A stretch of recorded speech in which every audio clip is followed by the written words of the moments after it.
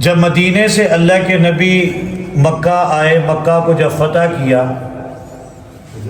تو دو شخص ایسے آئے اللہ کے نبی کے پاس جس کو اللہ کے نبی نے کہا میں ان کو کبھی بیعت نہیں دوں گا۔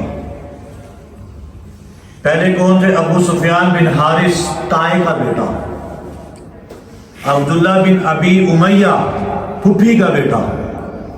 کہا میں ان کو بیعت نہیں دوں گا۔ کہا یا رسول اللہ کیا ہوا؟ کہا میرا طائع کا بیٹا میرے خلاف شعر بولتا تھا، اس نے مجھے دکھ دیا ہے شعر بول کے، میری گستاخی اس نے کی ہے۔ اور عبداللہ بن امیہ اس نے حرم کے اندر مجھے کھڑا ہو کے کعبے کے سامنے کہا تھا تو آسمان پہ جا، فرشتوں کو کہہ کہ اللہ سے پرچی لکھوا کے لائیں کہ تو محمد تو اللہ کا رسول ہے، پیغمبر ہے آخری، اور اس کے اوپر اللہ اپنی سٹیمپ لگا دے، اللہ اپنی مور لگا کے بھیجے اور تو لے کر آ، میں وہ دیکھ کے بھی تجھے پیغمبر نہیں مانوں گا، نعوذ باللہ۔ تو اللہ کے نبی نے فرمایا ان دونوں نے مجھے بڑا دکھ دیا ہے۔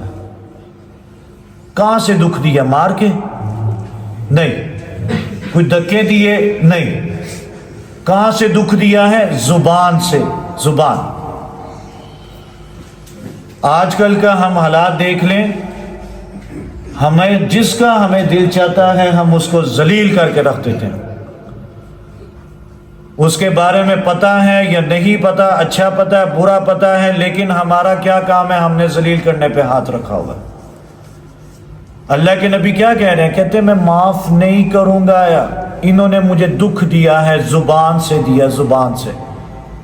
قریش مکہ کے جب لڑکے آئے، جب لوگ آئے اللہ کے نبی کے پاس، مدینے میں بھی مکہ میں بھی، اللہ کے نبی نے سب کو معاف کر دیا۔ ان دو کو کیا کہہ رہے ہیں کہ انہوں نے اپنی زبان سے مجھے دکھ دیا ہے۔ ہم لوگ سوچیں یہ بات کہ ہم دن میں کتنوں کو دکھ دیتے ہیں، ہمیں کسی کی بات پتہ لگ جائے ہم اس کے اجناس سے وہ کہتے ہیں نا پیچھے ہی لگ جاتے ہیں، اتنا اس کو ٹون کرتے ہیں، اتنا ٹون کرتے ہیں کہ بیچارہ وہ شرمندہ ہوتا پھرتا۔ حدیث کے اندر آتا ہے اللہ کے نبی نے فرمایا کہ سود کھانے 1 روپیہ، سود کا 1 روپیہ کھانے والا یہ سمجھے، جو 1 روپیہ، میں 100 روپے کی بات نہیں کر رہا، جو سود کا 1 روپیہ کھاتا ہے سمجھے وہ میں نے 36 مرتبہ زنا کیا ہے۔ 1 روپیہ کھانے سے 36 مرتبہ زنا کرنے کی سزا ہے۔ اور میرے پیغمبر نے فرمایا، آپ کے پیغمبر سب کے پیغمبروں نے، جس نے کسی مسلمان کو ذلیل کیا اس نے اس سے بھی بڑا گناہ کیا۔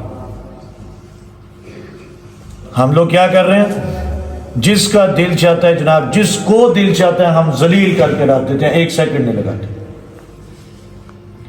وہ پیغمبر ہیں، وہ رسول ہیں، ان کو بھی تکلیف ہوئی، کدھر سے؟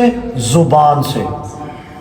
ام سلمہ نے کہا یا رسول اللہ ان کو درگزر کریں، ان کو معاف کر دیں۔ وہ اللہ کے نبی نے بعد میں معاف کر دیا انہیں، لیکن ہمیں یہ بتایا کہ زبان ایسی چیز ہے کہ اگلے پیغمبر کو بھی دکھ دے دیتی ہے۔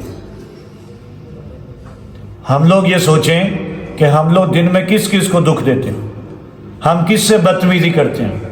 اگلے کا دل نہیں ہے کیا؟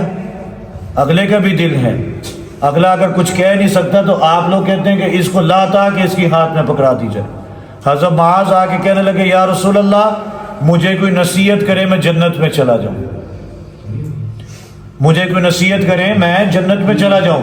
ادھر سب دیکھیں، اللہ کے نبی نے اپنی زبان نکالی، پکڑ لی، زبان مبارک نکال کے پکڑی، کہا معاذ اس کو کنٹرول میں کر لو، اس کو کنٹرول میں کر لو، قیامت کی صبح تک جو بھی اس کو اپنے کنٹرول میں کر لے گا وہ جنت میں چلا جائے گا۔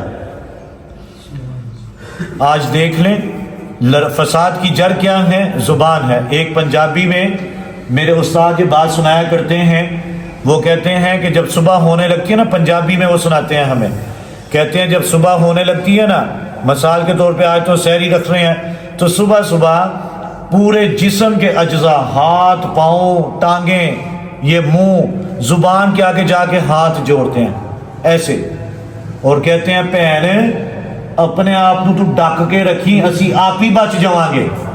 کیا مطلب؟ گالی آپ زبان سے دیتے ہیں، چپیر آپ کو منہ پہ پڑتی ہے، بدتمیزی آپ زبان سے کرتے ہیں، مکہ، ٹانگ، ڈنڈا پولیس سے آپ کو کمر پہ پڑتا ہے۔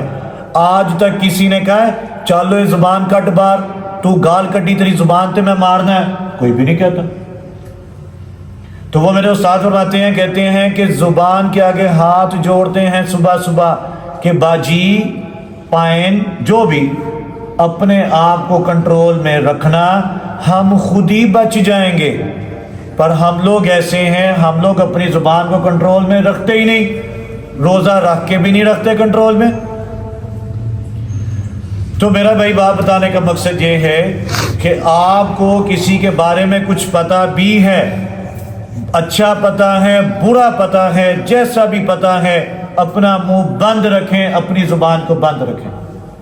اس زبان نے نبی کو بھی دکھ دیا ہے۔ سب سے زیادہ دکھ اللہ کے نبی فرمایا ان دو نے مجھے دیا جنہوں نے شعر بولے اور زبان سے انہوں نے تکلیف دی، زبان سے معاف کر دیا اللہ کے نبی نے بعد میں، وہ تو پیغمبر ہیں، رسول ہیں۔ ہم یہ سوچیں ہم دن میں کتنوں کو بدتمیزی کرتے ہیں، ذلیل کرتے ہیں، کیا آپ نے کبھی یہ سوچا کہ وہ آپ کو معاف نہیں کرتا؟ ہر گھر میں، ہر خاندان میں کوئی نہ کوئی ایسی بات ہوتی ہے۔ یہ زبان ایسی خطرناک چیز ہے، اگر ہم اس کو کنٹرول میں نہیں کریں گے تو اللہ کے نبی نے معاذ کو کہا تھا جنت میں چلے جاؤ گے، نہیں تو جنت میں چلے جاؤ گے، اس کو کنٹرول میں کرو۔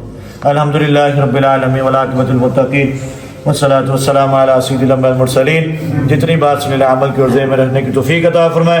اللہ ہمیں اپنی زبان کو اپنے کنٹرول میں کرنے کی ہمت طاقت توفیق عطا فرمائے۔ جتنے یہ چھوٹے بچے ہیں بڑی شرارتیں کرتے ہیں، اللہ ان کو ہدایت نصیب فرمائے۔ اوپر خواتین ہیں، دعاؤں کے لیے کہا ہے، اللہ سب کی نیک نجات کو قبول و منظور فرمائے۔ جتنے آپ میرے سامنے مرد حضرات بیٹھے ہیں، اللہ آپ سب کے کاروبار کے اندر برکت عطا فرمائے۔